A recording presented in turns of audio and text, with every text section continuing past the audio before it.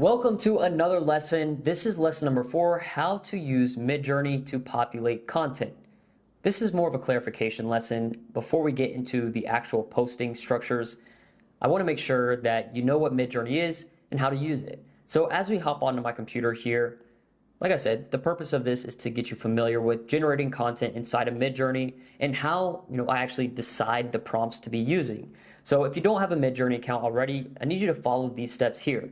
You first want to create a Discord account. Maybe you're like, Tanner, why do I need a Discord account if I'm making a Midjourney account? Well, Midjourney uses Discord, so you have to get a Discord account. And once you've opened a Discord account, visit midjourney.com. It'll prompt you to the exact steps you need to take to create your account and sign up for the subscription, which I believe right now is about $10 a month for the lowest one, which is completely fine to use. And then once you've gone ahead and followed the instructions on making your Midjourney account, you'll see that on Discord, you're then involved in a server. The server is for Midjourney, and when you open it up, you're gonna see there's a bunch of channels, a bunch of text, and stuff going on everywhere. And if you look closely, you'll see there's channels that are called newbie dash a bunch of numbers. And that's where then you click on it and you see, okay, this is where I could put in my prompts. And I see a bunch of other people doing prompts. And that's cool, but what's even cooler is being able to do this outside of that crazy hectic server and instead in your direct messages. So the way to have Midjourney kind of act as your personal assistant in your Discord DMs is to go over to the server and you want to click on privacy settings. And once you do that, you're gonna see there's a few toggles like this right here. And the one at the top that says direct messages will by default be turned off, but you want to turn that on and then click done. Now you can easily use the Midjourney bot inside of your DMs. It's a lot more organized, easier to use, and it's not distracting. And as you start to mess around with Midjourney, you'll be generating content. And what if you want to download it? Well, pretty simple. You just need to go to the Midjourney website on your browser, sign in, and then on the left you'll see a little tab that says My Images. And you can click on that and then click on whatever image you have generated and download it to your device. And an important piece to what we're doing here with Faceless Content Mastery is making sure that once we start to get into posting, we want to keep a theme.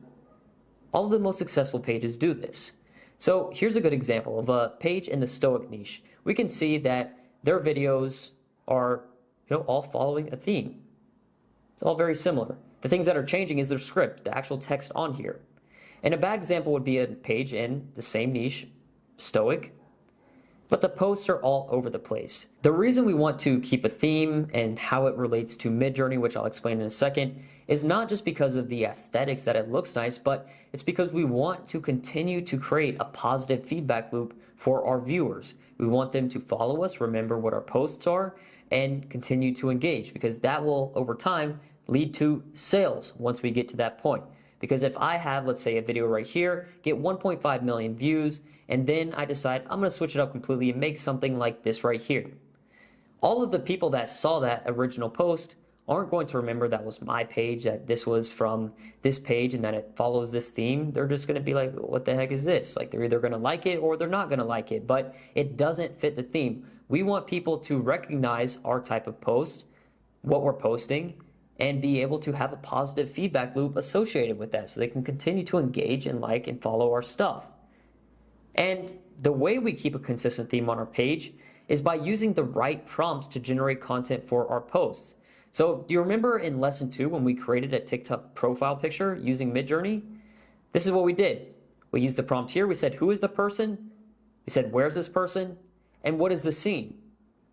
Now, when it comes to prompting using this 3-step method, most of the times the person and where they are, that will remain pretty much the same as you start to generate content for your post.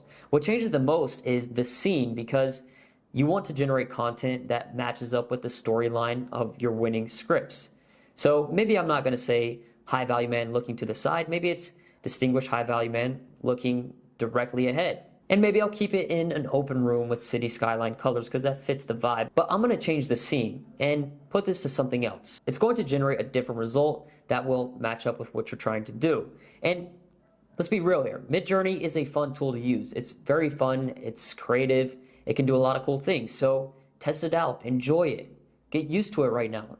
Mess around with some different prompts. That's what will get you very familiar with the process and comfortable with it as we get into the actual next post creation steps. And with Midjourney, you'll see that no content will ever be the same.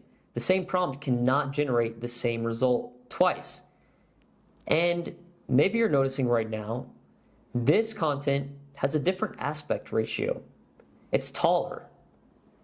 And that's because you can add to your prompts the aspect ratio you desire it to output in.